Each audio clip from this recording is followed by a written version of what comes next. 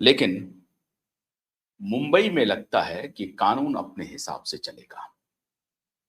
26 अप्रैल की खबर है, हालांकि आप सबको मालूम होगा कि आज से लगभग एक सप्ताह पहले, 6 दिन पहले एक जो मामला था उसमें भी सुश्री रिया चक्रवर्ती को बरी कर दिया गया, बल्कि उनको उनके जो अकाउंट्स थे उनको डीफ्रीज कर दिया होगा, आप सबको मालूम है। हमने आपको एक जानकारी दी थी कि रिया चक्रवर्ती से परमवीर सिंह की गुप्त मुलाकात हुई है। हमने बताई थी आपको ये बात।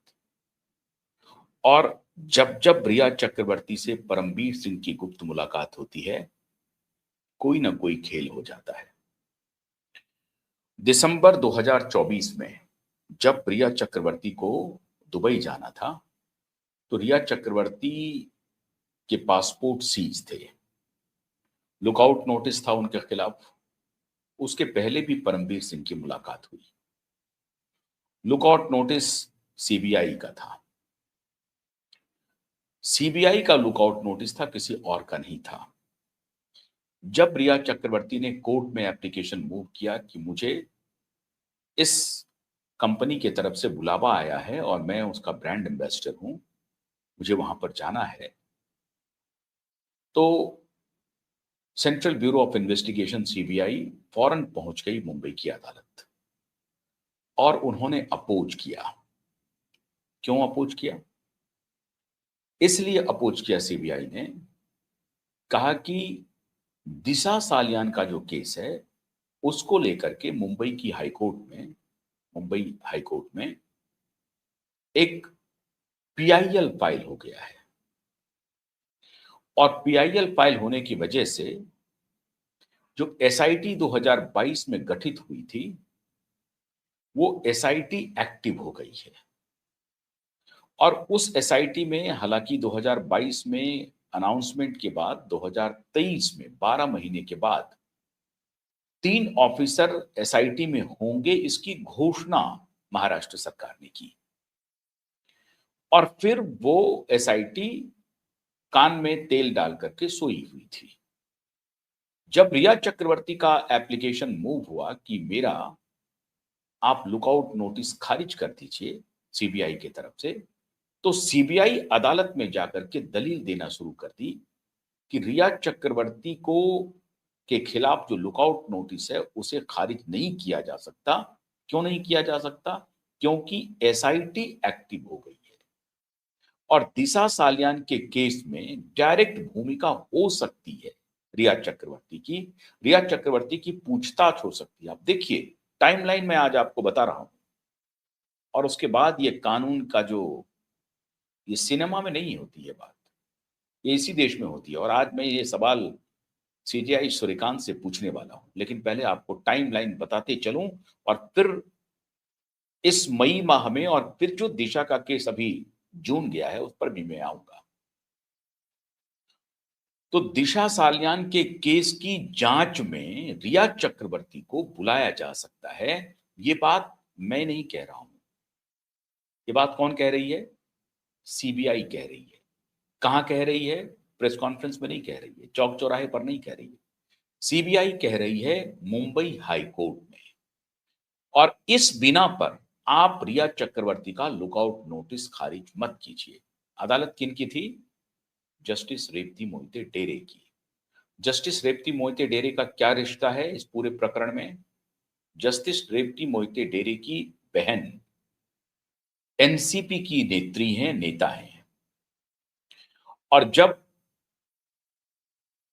सतीश सालियान का एप्लीकेशन सतीश सालियान के वकील ने मूव किया था, तो उनका भी एप्लीकेशन जस्टिस रेवती मोहिते डेरे की अदालत में लगा। और सतीश सालियान के वकील ने एप्लीकेशन मूव करते ही पहले ही दिन सुनवाई के दौरान ही कह दिया कि जस्टिस रेवती मोहिते डेरे की बेंच में इस केस की सुनवाई नहीं हो सकती, क्योंकि वहां पर कॉन्फ्लिक्ट ऑफ इंटरेस्ट है। क्या कॉन्फ्लिक्ट ऑफ इंटरेस्ट है? एनसीपी की नेता की बहन है और एनसीपी का संबंध आजकल उद्धव ठाकरे से अच्छा है, वो उनके अलायंस पार्टनर है। तो इस तरह से, इस वाया मीडिया से, इस रिश्ते की वजह से इस केस पर अपेक्षित न्याय नहीं हो सकता है। इसीलिए जस्टिस रेवती मोहिते डेरे की बेंच में इसकी सुनवाई नहीं हो सकती है। खैर, इस मामले के बाद सतीश साल्यान के वकील के ऊपर डिफेमेशन केस हुआ और कंटेम्प्ट ऑफ कोर्ट का नोटिस गया। उन्होंने जस्टिस रेवती मोहिते डेरे ने कंप्लेन किया चीफ जस्टिस के पास और चीफ जस्टिस ने आनंद फानंद में 5 बेंचों की जज बिठा दी। एक बेंच बना दी 5 जजों की, जो नीलेश ओझा के खिलाफ कंटेम्प्ट ऑफ कोर्ट की डे टू डे प्रोसीडिंग्स करेगी। हालांकि वो प्रोसीडिंग्स अब ठंडे बस्ते में चली गई, क्योंकि वो कंटेम्प्ट था ही नहीं।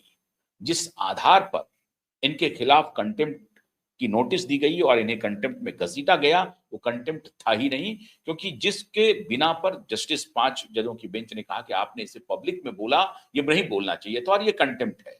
तो नीलेश ओझा जी ने पूरे रिकॉर्ड दे दिए कि ये बात हमने एफिडेविट पे 2 साल पहले हाईकोर्ट के संज्ञान में ला दिया है। हाईकोर्ट की वो संपत्ति है। अब हाईकोर्ट उसको देखे ही नहीं, उसमें हमारी कोई गलती नहीं। और तब से वो कंटेम्प्ट की हियरिंग ठंडे बस्ते में है। तो जस्टिस रेवती मोहिते डेरे क्या है, ये आप सबको मालूम है। इस पर एक्शन हो चुका है, उनके खिलाफ एप्लीकेशन मूव हो चुका था और जस्टिस सीजेआई सूर्यकांत जी का आभार प्रकट करना चाहिए कि उनको पनिशमेंट पोस्टिंग के तहत मेघालय ट्रांसफर कर दिया गया। पावर गैलरी में यही चर्चा होती है, जब किसी जज की मेघालय ट्रांसफर किया जाता है तो उसे पनिशमेंट पोस्टिंग माना जाता है। अब ये कितना पनिशमेंट है नहीं है, ये मुझे नहीं मालूम, लेकिन इसे पावर गैलरी में पनिशमेंट पोस्टिंग माना जाता है। अब उसी रिया चक्रवर्ती की उसी अदालत में वो याचिका लगी थी जिसमें लुकआउट नोटिस को खारिज करना था। अब इसका प्रेसिडेंट देखिए, अदालत अगर चाहती तो लुकआउट नोटिस को खारिज नहीं करती और वह कहती कि ठीक है, इंतजार कर लेते हैं। जैसा सीबीआई कह रही है कि दिशा सालियान का केस अब एक्सपेडाइट हो गया है और उसमें हो सकता है कि आपको पूछताछ के लिए बुलाया जाए, तो हम ये लुकआउट नोटिस खारिज कर सकते हैं। लेकिन अदालत ने तर्क क्या लिया? अदालत ने राइट टू लिबर्टी लिया। राइट टू लिबर्टी क्या हुआ कि अदालत ने कहा कि भाई, आप पिछले 3.5 वर्षों में कितनी बार रिया चक्रवर्ती को बुलाया है इन्वेस्टिगेशन में? सीबीआई के पास कोई जवाब नहीं था। सीबीआई ने एक बार भी रिया चक्रवर्ती को कस्टडी में नहीं लिया। तो फिर लुकआउट नोटिस का क्या मतलब है? ये अदालत ने पूछा और यहां अदालत बिल्कुल सही थी। बिल्कुल सही थी। ये कानून देखिए, कानून का लूप होल्स कैसे खेला जाता है और कैसे अपराधी बचते हैं इसी कानून से। यहां कानून पूरी तरह से कब अंधा हो जाएगी और कब 4 चक्षु लगा के देखने लगेगी, कहना मुश्किल है। चाहती तो अदालत ये भी कहती, जो सीबीआई की दलील थी उसे स्वीकार भी कर सकती थी, लेकिन सीबीआई की दलील महत्वपूर्ण थी नहीं। उसमें वो बहुत ज्यादा फैक्चुअली करेक्ट नहीं था। ये बात बिल्कुल सही है। ये सीबीआई की गलती थी। सीबीआई जानबूझकर रिया चक्रवर्ती की कभी भी कस्टोडियल इंक्वायरी की ही नहीं। क्यों? क्योंकि रिया तब तक सीबीआई सुशांत केस में आनंद फानन में ये प्लानिंग कर चुकी थी।